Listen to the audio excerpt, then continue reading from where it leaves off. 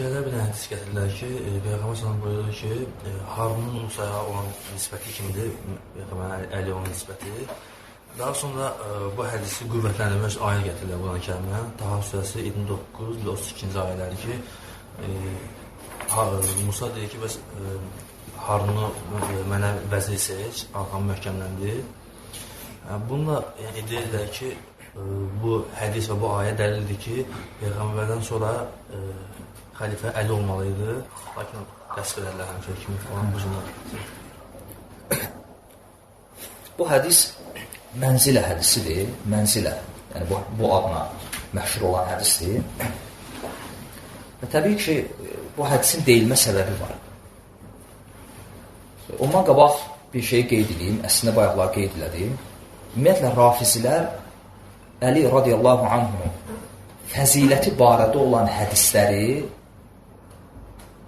dəlil gətirirlər onun xilafətinə və imamətinə ki, Peyğəmbər sallallahu aleyhi və səlləmdən sonra Əli xəlifə olmalıydı. Və onlar Abu Bakır, Ömər, Osman və digər sahabələrin fəzilətlərini və onların fəzilətləri barəsində deyilən hədisləri qəbul etmədiklərinə görə elə bilirlər ki, Allah Rasulü oturub gecə gündüz əl barədə danışır. Yəni, oturub, məscidə girəndə əlini tərifləyib, yatanda tərifləyib, duranda tərifləyib, bütün gün əlini tərifləyib və yalnız əlinin fəzilətləri rəvayət olur. Belə zənn edirlər, yəni. Yəni, bu hədisi bizə nisbətdə heç nəyi dəyişmir. Çünki bundan artıq fəzilətlər Abu Bakır və Ömər barəsində gəlib, hansı ki, o fəzilətlərin içərisində birbaşa xilafətə dəlalət edən dəlillər var. Məsələn, İmam Tirmizinin sünənində səhih sənədlə rəvayət olunan hədisdə Peyğəmbər sallallahu aleyhi və səlləm buyurur ki, məndən sonra bu iki kişiyə və Abu Bakırın Ömərə işarə edir. Məndən sonra bu iki kişiyə tabi ol. İmam Tirmizinin və İmam Sünənində, İmam Əhmədin Musnədində rəvayət etdilər səhih hədisdir. Bu məsələnin birinci tərəfi. Həmçinin Səhih Muslimdə Peyğəmbər sallallahu aleyhi və səlləm Ayşə anamıza deyir ki, atanı və qardaşını çağır, atan üçün bir şey yazacaq Abu Bakır üçün. Ki, məndən sonra kimsə qalxıb deməsin ki, bu işə Abu Bakırdan daha layiqəm. Açıq aydın dəlil, Səhih Muslimdə. Və s. və ilə axır. Bu məsələnin birinci tərəfi. Və məsələnin ikinci tərəfi,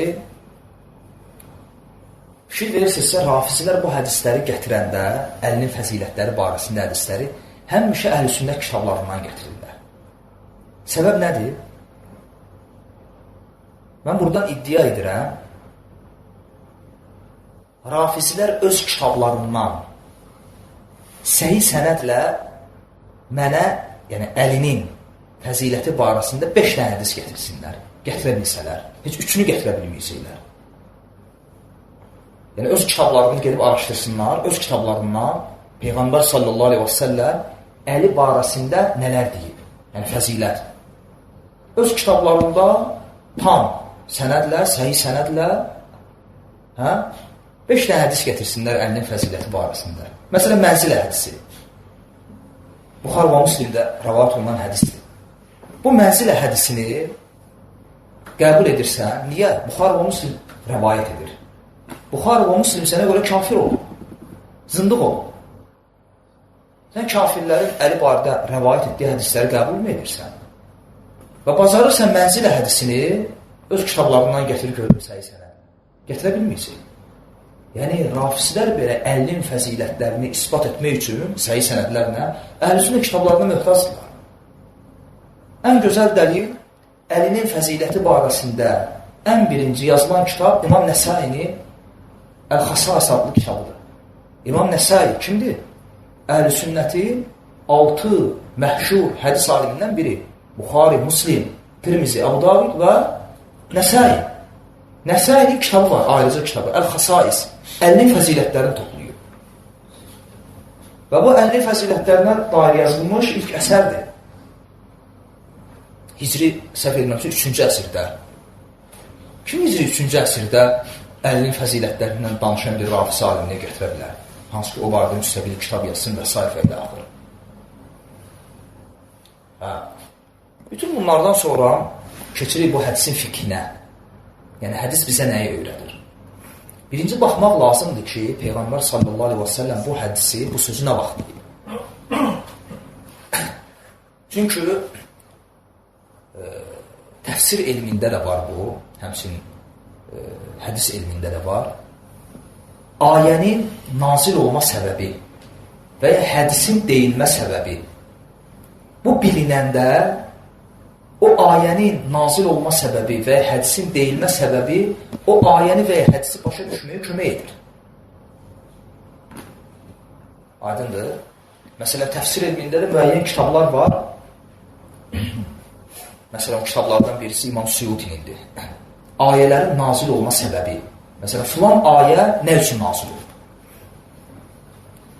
Filan ayə hansı hadisədən sonra, hansı hadisəyə görə və ya kimə görə nazil oldu? Yəni, o ayənin nazil olma səbəbi. Bu bilinəndə bu kömək edir ayəni düzgün başa düşməyə. Yəni, artıq bilirsən ki, ayə nə üçün nazil oldu? Hansı hadisədən sonra nazil oldu? Yəni, nə baş verdi ki, bu ayə nazil oldu? Həmçinin hədislərdə də belədir. Hədisin deyilmə səbəbi bilinəndə o kömək edir hədisi düzgün başa düşməyə. Və bu hədis, yəni Peyğəmbər sallallahu aleyhi və səlləmin Əliyə deməsi ki, ey Əli, sənin mənə nisbətin Harunun Musaya nisbəti kimidir. Aydındır. Bu, Allah Rasulunun bu sözü deməyinə səbəb nə oldu? Çünki rafislər bu hədisi gətirirlər və deyirlər ki, Musa Peyğəmbər harasa gedirdisə, özündən sonra Harunu xəlifə qoyubdu. Və bu dəlildir ki, Peyğəmbər sallallahu aleyhi və səlləmdən də sonra Əli xəlifə olmalıdır. Çünki dedi ki, Harunun Musaya nisbəti kimi o nisbətdəsən, sən mənə. Necə ki, Harun Musaya o nisbətdədir, sən də mənə o nisbətdəsən. Peyğəmbər sallallahu aleyhi və səlləm bu sözü nə vaxt dedi? Məlumdur ki, Allah Rasulü döyüşlərə çıxanda sahabələri ilə birlikdə Mədinədə qadınlar qalırdı, uşaqlar qalırdı, döyüşə çıxa bilməyən qocalar və bir də xəstələr qalırdı. Allah Rasulü onlara mütləq birini başçı təyin edirdi və gedirdi cihada. Mütləq. Hətta məlumdur ki, səfərdə belə deyib ki, içinizdən birini əmir seçin. Hətta səfərə bir 5 nəfər çıxanda belə əmirsiz çıxmaq bəyənilmir. Qaldı ki, Allah Rasulü cihada çıxar və cəmaata əmir təyin etmədən gələr. Və Allah Rasulü hər dəfə çıxanda birini təyin edirdi. Və ən çox da, məsələn, Osman radiyallahu anhum da təyin edib. Bu dəlildir ki, Osman xəlifə olmalıdır Peyğəmbərdən sonra. Ən çox da kimi təyin edib? Abdullah ibn Maktumu, şor sahabəli. Şor idi, cihada çıxmırdı, Allah Rasulunun müəssini. Bu ümmətdən kim iddia edib ki, Abdullah ibn Maktum Peyğəmbərdən sonra xəlifə olmalıdır? Nə var, Allah Rasulü ən çox onu təyin edib xəlifə Mədinədə, özü cihada çıxanda. Və Təbuk döyüşünə çıxanda da əlini qoyur Mədinəyə.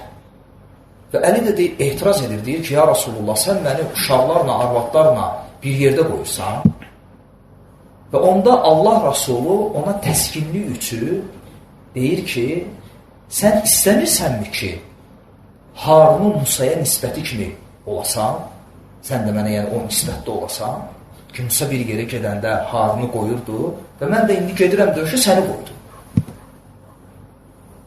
Bu münasibətdə deyilən sözdür. Aydındır. Və həmçinin biz bilirik ki, tarixdən, bunu özləri də bilirlər, Harun əleyhissalam Musadan sonra xəlifə olmuyor. Harun əleyhissalam Musanın sağlığında vəfat edir. Yəni, xilafətlə heç bir əlaqəsi də yoxdur bunun. Əgər Musa əleyhissalamdan sonra, vəfatından sonra Harun xəlifə olsaydı, bu hədisi oraya yazardılar. Və məlumdur ki, Harun əleyhissalam Musa əleyhissalamın zamanında vəfat edir. İxlasla.com saytı tərəfindən təqdim olundu.